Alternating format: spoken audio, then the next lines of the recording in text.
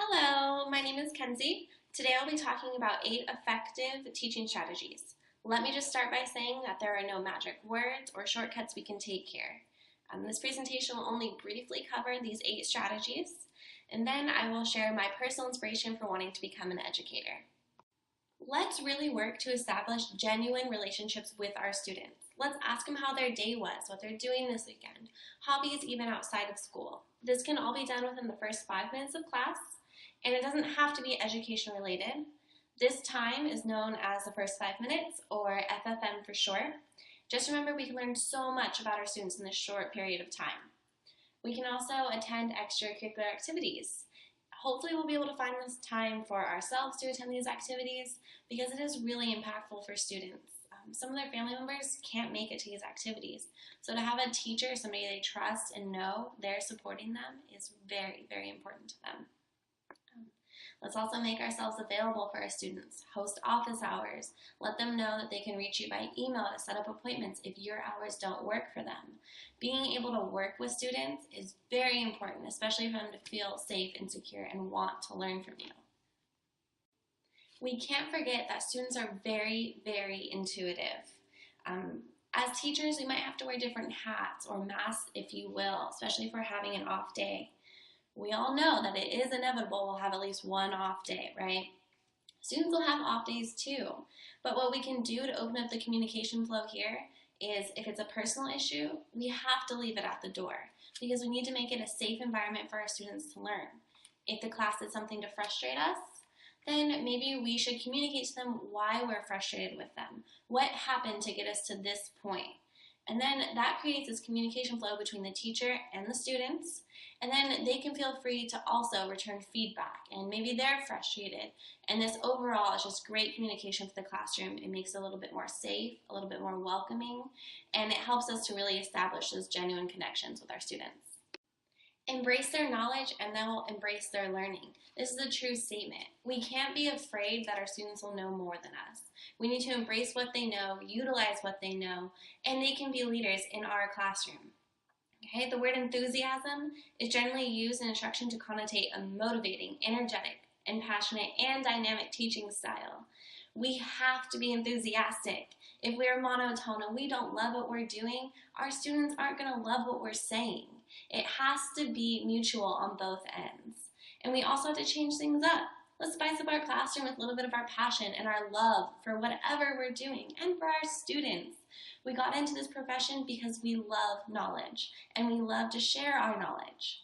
So let's let that shine through in our lesson plans. Let's really motivate our students by using our enthusiasm and our passions for what we truly care about. We also have to remember that flexibility is key in teaching. Effective teachers are flexible. They have to be. Being flexible can be described in a variety of different ways.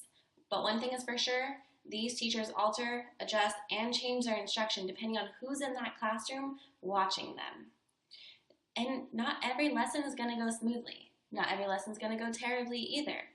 But, sometimes we're going to have to stop the lesson, redirect ourselves, regroup our students.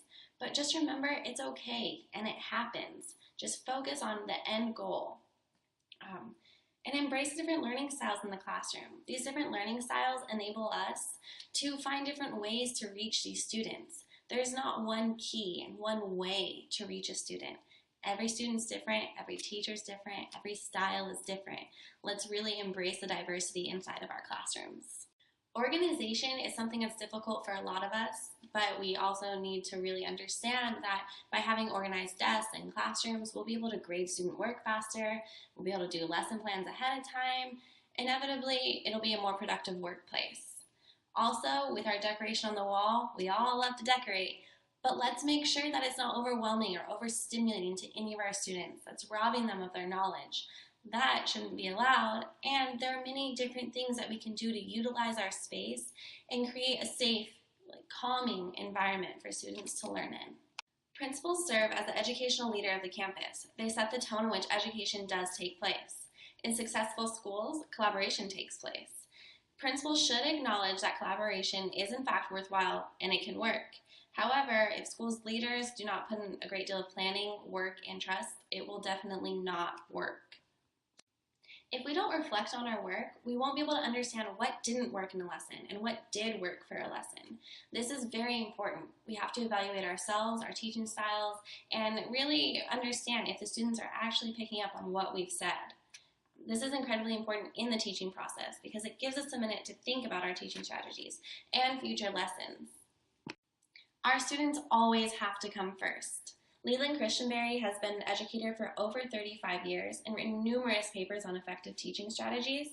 And she said it best when she said, good teaching comes not from following a recipe, but from constantly putting student needs first.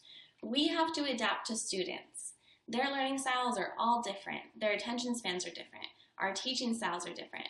But it's our job to adapt to them, to make sure they're understanding what we're trying to ingrain in their memory. Ensure we're actually available to our students. Don't patronize or mock them under any circumstances, and make sure we're a good role model for them. All in all, they're going to learn more from how we act and what we do more than what we're telling them. So if we set that example, hopefully they're going to start to follow it. My inspiration comes from my elementary years. When I grew up in my brother's elementary school, I had established these genuine relationships with these teachers. So when I finally got to their classes as a student, we already had a relationship. So they had already impacted my life for the better before they started educating me. That's how these tips work together. Every little thing we can do really helps the student feel more safe and secure in your classroom. Today I shared with you the 8 tips for becoming a more effective instructor. I also shared my personal inspiration. And the most cliche and possibly the best advice I can give you is do what you love and love what you do. Teaching is a very difficult profession, and it's mentally and emotionally demanding. Always strive to do your best and be an inspiration to your students. They're looking up to you.